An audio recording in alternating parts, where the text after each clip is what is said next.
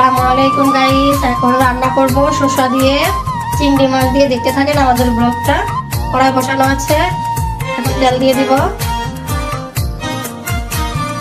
তেলটা গরম হয়ে আসলে চিংড়ি মাছটা আমি ভেজে নিব। আগে তেলটা গরম হয়ে আসছে, দিয়ে দেবো চিংড়ি মাছ কয়টা। এখানে তেল হলুদ দিইনি, আমি তেল হলুদ ছাড়াই আমি ভেজে নিব মাছটা হালকা করে। ভালো করে একটু নেড়ে চেড়ে ভেজে নিব মাছটা। আমি হালকা করে ভেজে নিয়েছি, এখন উঠিয়ে নিব। আমি এখানে আমি এখন দিয়ে দেবো পেঁয়াজ কুচি, দিয়ে দেবো পেঁয়াজ কুচি। পেঁয়াজটা হালকা করে ভেজে নেব। পেঁয়াজটা হালকা করে ভেজে নিয়েছি আমি একটু। এরপর আমি দিয়ে দেবো এখানে মশলাগুলো। এখানে বেশি কিছু দিইনি, আমি লবণ, হলুদের গুঁড়া, মরিচের গুঁড়া দিয়েছি, সামান্য একটু পানি। এই পর্যায়ে আমি ভালো করে কষিয়ে নেব। মিশিয়ে নিলাম মশলার সাথে। ভালো করে দিয়ে দেবো শসা, শসার সাথে মশলাটা ভালো করে মিশিয়ে নেব। এবার আমি ঢেকে 2 মিনিট কষিয়ে নেব। ফিরে আসবো 2 মিনিট পর। ফিরে আসলাম 2 মিনিট পর, দেখবো এখন উঠিয়ে। ভালো করে আমাদের শসা কষানো হয়ে গেছে।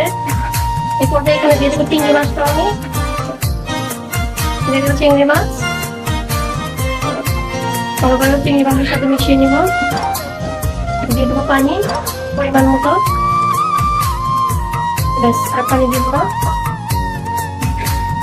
ফুটে আসা পর্যন্ত অপেক্ষা করবো। এখানে দিয়ে দেবো ধনিয়া পাতা। ফুটে আসলে উঠিয়ে নিব আমরা।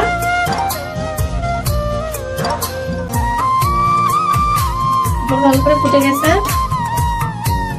এই অল্প মশলায় কে আপনারা এইভাবে খাননি শসা দিয়ে চিংড়ি মাছ দিয়ে খেয়ে দেখবেন, খুবই ভালো লাগে। তো আমাদের রান্নাটা যদি ভালো লাগে আমাদের ইউটিউব চ্যানেলটা সাবস্ক্রাইব করেন, লাইক দিয়েন, শেয়ার করেন।